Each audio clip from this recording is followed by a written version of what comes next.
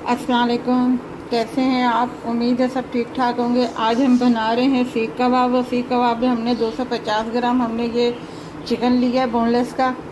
और इसमें जो ऐड होगा ये प्याज हैं, 2 प्याज हमने लिए हैं जिसे हमने क्रश कर लिया है इस तरीके से।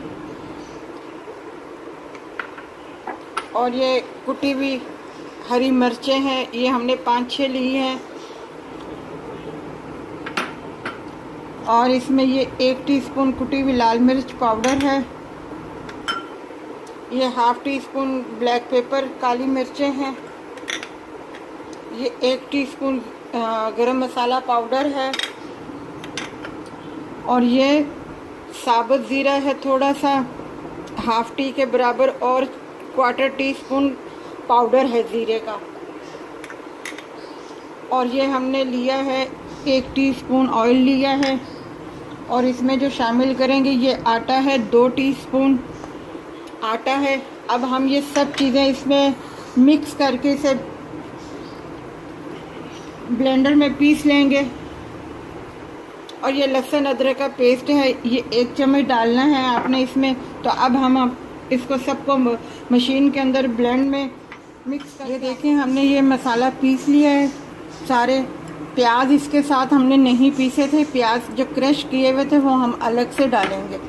और जो हमने हरी मिर्चें बताई थी उसमें से हमारी ये इतनी सी 1 टीस्पून के बराबर बच गई हैं, क्योंकि ज़्यादा हम स्पाइसी नहीं है। अगर आपने ज़्यादा स्पाइसी करना है तो आप पूरी डाल सकती हैं इसमें मिर्चें। नमक हस्बे ज़ायका है।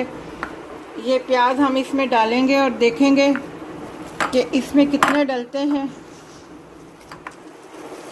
ये हमने प्याज इसमें ऐड कर दिए हैं। ये हमारे इतने से प्याज बच गए, क्योंकि इससे ज़्यादा हमने प्याज नहीं डालने इसमें। वैसे हमने 2 प्याज क्रश करके अपना रखे थे। अब हम इसे आधे घंटे के लिए मैरिनेट करने के लिए रख देंगे। पे सेक रहे हैं और बिल्कुल मतलब कोयले इतने ज़्यादा गर्म नहीं है ताकि हल्के हल्के से ये गोल्डन हो। ये देखें हमने कबाब लगा दिए हैं, ये हमारे हो रहे हैं ब्राउन हल्के हल्के से।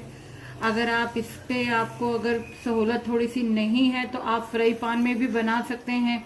और अगर आप समझे कि इस तरीके से आपको बनाने में आपके कबाब टूट रहे हैं तो आप हल्का सा पानी भी लगा के इसे सेट कर सकते हैं, या अंडा भी इस्तेमाल कर सकते हैं इसमें कबाब के अंदर, तो आपके कबाब जो हैं टूटेंगे। ये देखिए हमारे सीख कबाब तैयार हैं।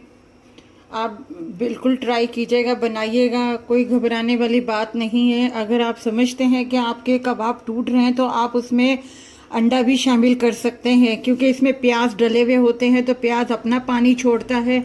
इसे ज़्यादा देर नहीं रखना। जब आप बनाएं तो 15-20 मिनट के बाद ही आप बनाना शुरू कर दें। और ज़रूर बनाइएगा। ये इमली की चटनी, ये पुदीने की चटनी है, बाज़ार के तंदूर के नान के साथ सर्व कीजिएगा। कभी शौक़ हो बारबेक्यू करने का तो ज़रूर ट्राई कीजिएगा। हमारे चैनल को सब्सक्राइब कीजिएगा, लाइक कीजिएगा, शेयर कीजिएगा और अपना ख्याल रखिएगा। अल्लाह हाफ़िज़।